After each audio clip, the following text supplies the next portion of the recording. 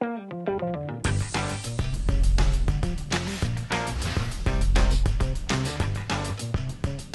me, it's education. I mean, I was a school teacher before I was elected and still am helping out as and when at my old school.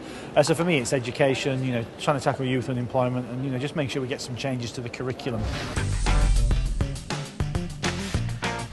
What does blue and yellow make? I'm not sure. It's probably light blue with a tinge of yellow, I guess. I mean, I think what's happened is, what's interesting, I think we've ended up with the government that people voted for.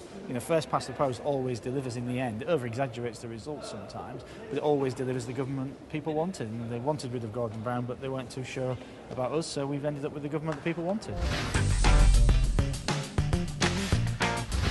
No, not in the slightest, actually, because, the problem with these proportional systems is you always end up with the party that was the least popular, the one in the middle normally, deciding who governs, and they're always in power, so that can't be right. And what you get with first past the post is, in '97 it was clear people wanted rid of the Tories, and they wanted Tony Blair, so we got a Labour government with a massive majority, and it over-exaggerates the results sometimes. But, this election, people wanted rid of Brown.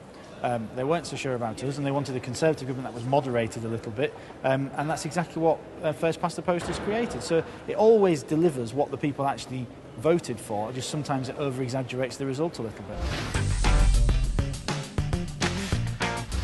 I was a history teacher, so I have a lot of kind of leisure interest in history, so I love going around museums, reading books, watching the documentary channels, but other than that, I like a bit of sport, but also travel. Travel's my really big thing. But I used to do a lot of backpacking when I was a student, various parts of the world. So I really love. I haven't had much time to do that in recent years, but travelling certainly is a big passion.